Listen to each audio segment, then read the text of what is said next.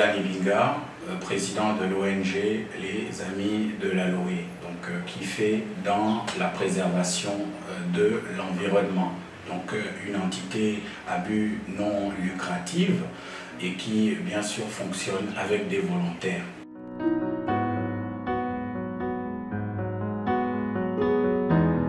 Le rôle, c'est de bien sûr contribuer à la promotion de l'éco-citoyenneté, donc inciter les gens à se comporter tout en respectant le milieu dans lequel ils vivent.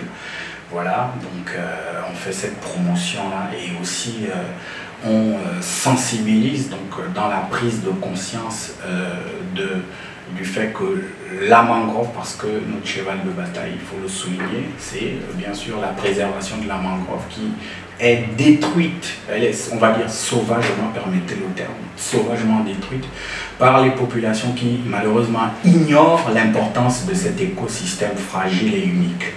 Alors, donc le Gabon dispose de 6 espèces de mangroves, selon l'expert avec lequel on travaille, avec qui on travaille d'ailleurs, voilà, donc qui nous a fait savoir que le Gabon dispose de 6 espèces. Voilà, et l'espèce la plus répandue, c'est l'espèce appelée Rhizophora.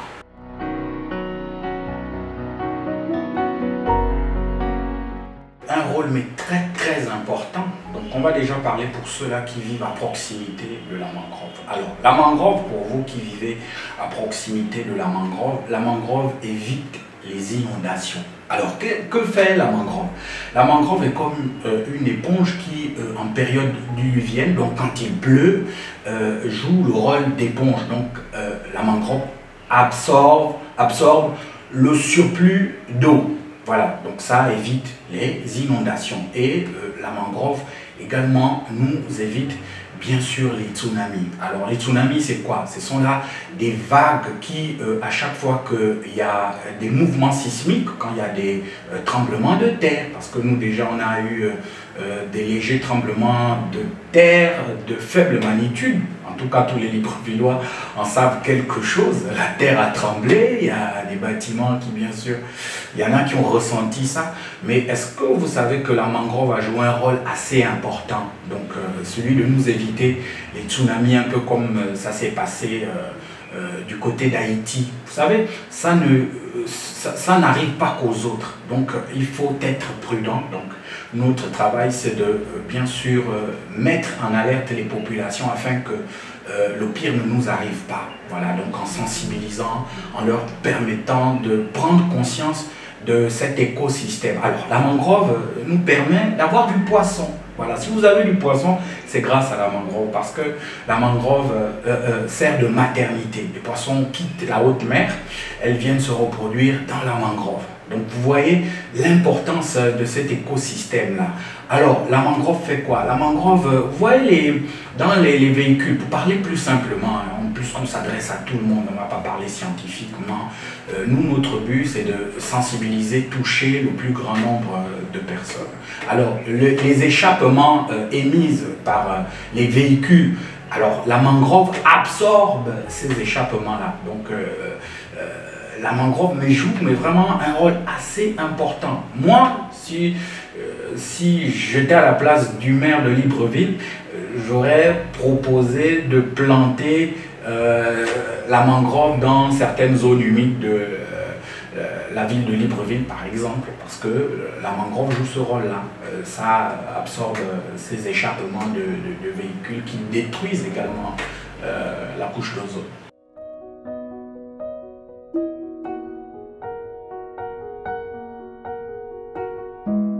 L'état de conservation, bon, alors, il faut souligner qu'il y a d'autres entités associatives qui se battent également pour que cet écosystème-là soit préservé.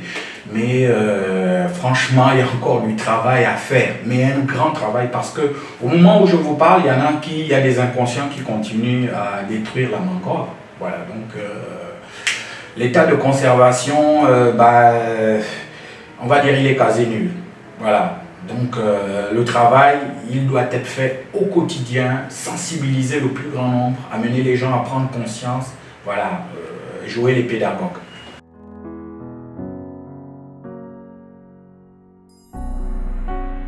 Les menaces pour la mangrove, c'est d'abord les populations environnantes. Les gens qui vivent à proximité. Vous voyez, en fait, je vois beaucoup d'entités associatives qui vont « Oh ouais, bon, on va faire le rétrousson les manches, on va enlever la saleté », mais ça ne suffit pas. Nous, avec notre expérience du terrain, nous sommes imprégnés d'une réalité. C'est de sensibiliser ceux-là qui vivent à proximité de la mangrove. Ce sont là les personnes les plus concernées. Voilà. Si à chaque fois, on va faire les rétroussions, les manches, et ces personnes ne sont pas sensibilisées, c'est comme prendre du savon et laver la tête du singe. Donc vous comprenez que c'est ne rien faire. Parce que après votre départ, ils vont rejeter les ordures, ils vont déverser leur matière fécale dans les mangroves et tout ça. Le but, c'est de les sensibiliser, aller régulièrement. Vous voyez, c'est de la pédagogie, parce que c'est un peu notre triptyque, hein, voilà, donc sensibiliser, faire de la pédagogie et puis aussi la découverte. Amener les gens, pour ceux-là qui vivent loin des mangroves, les permettre de découvrir cet écosystème-là qui peut participer à l'écotourisme, donc au développement de l'écotourisme dans notre pays. Voilà, donc c'est en gros ça, les gens ont choisi la mangrove pour en faire leur dépotoir et leur fosse septique, malheureusement.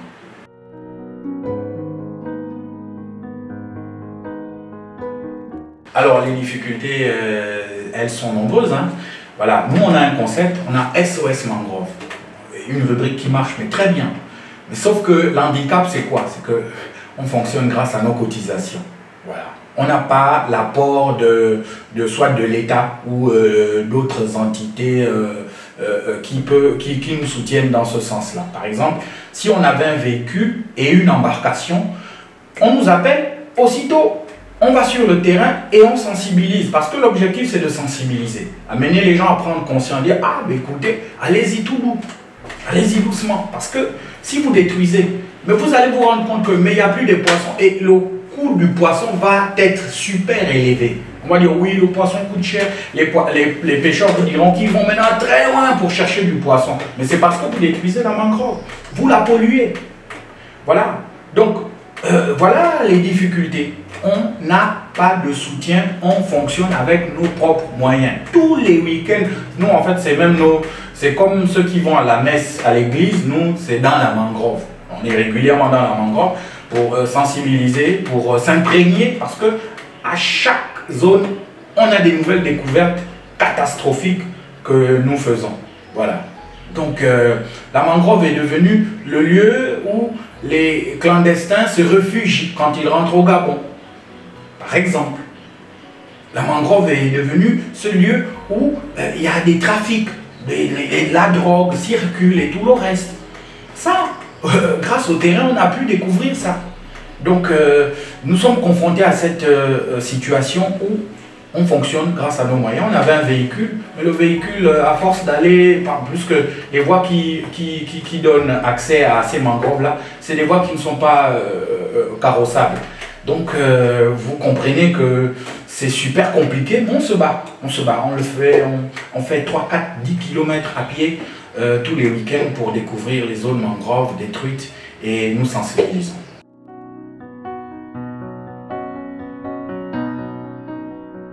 Alors, on a lancé un concept innovant, c'est SOS Mangrove. Alors, le SOS Mangrove, déjà merci à ceux du côté de Mindoubé parce qu'on a reçu, et du côté de Malibé, une dame qui a fait une alerte via notre page Facebook. Hein, vous tapez les amis de l'aloe et vous allez rentrer en immersion, vous allez découvrir la mangrove, vous allez voir que c'est beau, mais malheureusement détruit parce que les gens ne prennent pas conscience. Alors, donc, si vous constatez donc une destruction, pollution de mangrove chez vous, n'hésitez surtout pas, vous passez sur notre page Facebook, les amis de l'aloe, et vous allez composer le numéro sur WhatsApp, hein, donc le 077 52 06 069. Appelez exclusivement pour nous lancer des alertes, dire que voilà, et nous, on viendra vers vous. C'est vrai qu'on n'a pas, on manque de moyens, mais toutefois, on a déjà une banque de données. Ça va nous permettre de, à chaque sortie, on va se dire, bon, il faut répondre à telle alerte. Voilà, et puis sensibiliser. Voilà, donc c'est le concept qu'on a lancé rien que pour vous qui vivez à proximité de la mangrove, quel que soit l'endroit dans l'estuaire, faites-nous savoir, envoyez-nous des alertes, même à l'intérieur du pays. Il y a des messieurs depuis Hollandais qui, il y a une compagnie pétrolière qui polluait, ce sont même des agents de cette entreprise pétrolière qui nous ont envoyé des alertes, des photos, et merci encore parce que grâce à vous, on a eu plus de 3000 vues pour ces photos-là, donc déjà merci encore. Voilà, donc n'hésitez surtout pas, cas de pollution, de destruction de mangrove, SOS Mangrove reste à votre entière disposition, 077 52 06 69 et la magie est opérée, les amis de l'Aloe viendront chez vous. Les projets d'avenir sont nombreux. En fait, nous, déjà, on a un principe, c'est de trouver toujours une solution face à un problème. Voilà, c'est ça les amis de l'Aloe. Trouver toujours une solution face à un problème. Donc, on ne va pas les citer ici, mais au fur et à mesure, vous allez vous en rendre compte. Parce que malheureusement, il y en a qui sont payés pour rien, mais qui ont pour mauvaise habitude de piquer les projets des autres, malheureusement. Mais suivez notre page Facebook et vous verrez, on a plein de projets qui vont suivre. Voilà, l'objectif c'est d'élaguer. Si déjà SOS Mangrove est bien assis, c'est clair qu'on passera à autre chose.